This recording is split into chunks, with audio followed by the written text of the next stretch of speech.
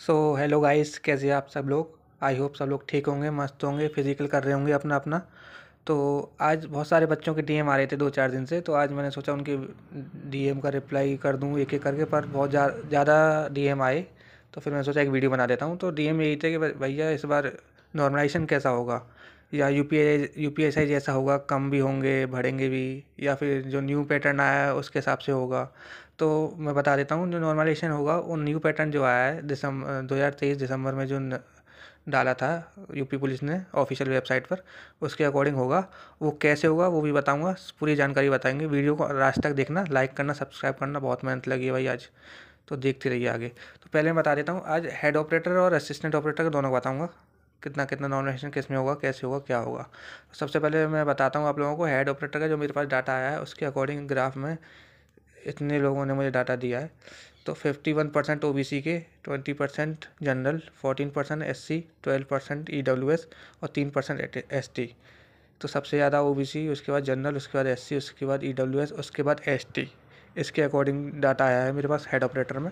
और सेम ऐसे ही लगभग लगभग असिस्टेंट ऑपरेटर का है। ओबीसी में उसके थोड़े और ज़्यादा हैं, 53% है। उसका general 17, SC 15, EWS 11, ST 4।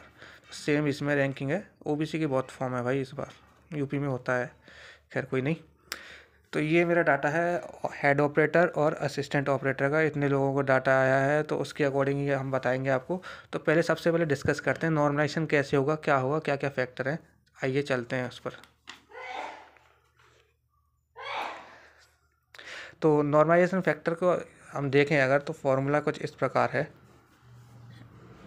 MIJ ये आपका नॉर्मलाइज स्कोर होगा। ये फार्मूला है MTG, MQG, ये सब क्या है अभी आपको बताता हूँ। MIJ तो आपका नॉर्मलाइज मार्क्स हो गया। MTG है आपका average marks of top 0.1% of aspirant considering all shift. सारे शिफ्ट के 0.1% टॉपर के मार्क्स को कंसिडर किया जाएगा, इसको MTG कहेंगे। MQG sum of mean and standard deviation of all shift, इसको एवरेज ही कहते हैं लगभग। So average sum of average of all shift, सारी शिफ्टों को एवरेज लेंगे। उसके बाद MTI average marks of top 0.1% of the candidate in the IS shift, उसके शिफ्ट में 0.1% टॉपर्स के मार्क्स को कंसिडर करेंगे। और MIQ sum of mean and standard deviation of the IS shift, उसके शिफ्ट का एवरेज को कंसिडर करेंगे। तो टोटल फैक्टर क्या होते हैं नॉर्मलाइजेशन में। तो पहला फैक्टर होता है ऑल शिफ्ट का 0.1% का टॉपर, तुम्हारी शिफ्ट का 0.1% का टॉपर, उसका mean standard deviation, your raw score, आपका raw score, EGS shift, mean and standard deviation, EGS shift का कितना एवरेज बनता है। और इसमें एक्यूरेसी का कोई मैटर नहीं है इस फॉर्मूले के अकॉर्डिंग। तो इस बार एक्यूरेसी का नहीं, बहुत बच्चे कह रहे थे कि मैंने 160 नहीं करके मैंने 138 किए हैं और मेरे 135 सही हैं, तो क्या इसका असर पड़ेगा। तो एक्यूरेसी का कोई मैटर नहीं इसमें। तो यही है। तो ये सारे फैक्टर हैं, एक बार फिर से देख लो। ऑल शिफ्ट के 0.1% टॉपर, आपकी शिफ्ट के 0.1% टॉपर, आपका रॉ स्कोर और ईजीएस शिफ्ट का एवरेज। ठीक है, समझ गए होंगे आप। अगर इसका आपको लेना है तो स्क्रीनशॉट ले सकते हो। तो फिर आगे चलते हैं।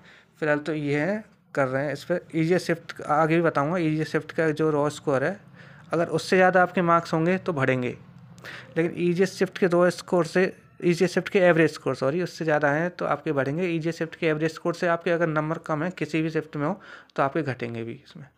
ठीक है भाई लोग, तो यही इसमें लिख रहा है।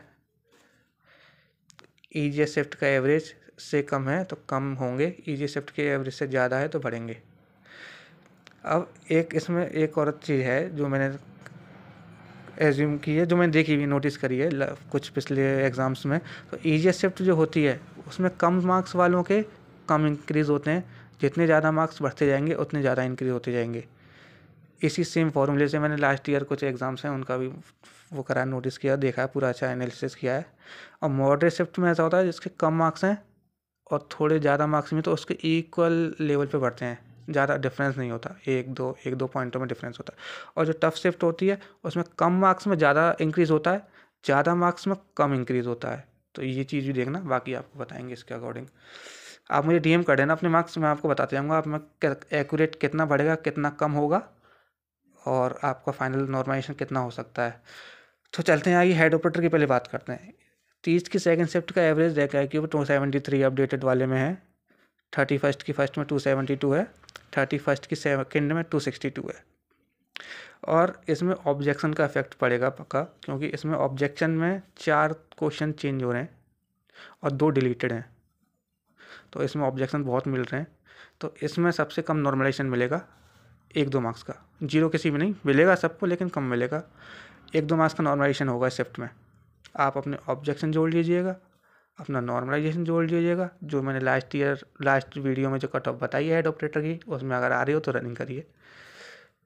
31st की फर्स्ट शिफ्ट में 2 से 3 ऑब्जेक्शन किए हैं, उसमें से 2 या 3 चेंज ही होंगे, तो इससे इसके 3 से 4 मार्क्स, 3 से मार्क्स हैं, ये क्वेश्चन मत कर लेना, 3 से 4 मार्क्स इंक्रीज होंगे।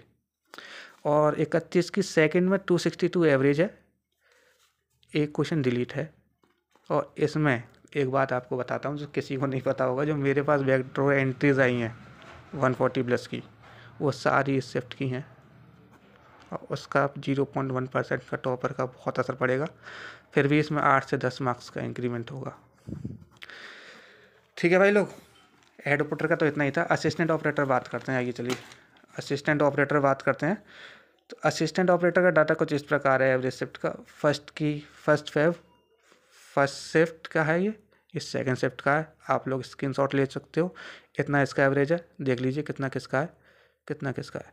और जो मैंने इक्लिप्स में गोला किया है, ये सबसे इजी शिफ्ट है, सबसे टफ शिफ्ट है, मतलब ये और ये 8 फेब फर्स्ट, 7 फेब सेकंड।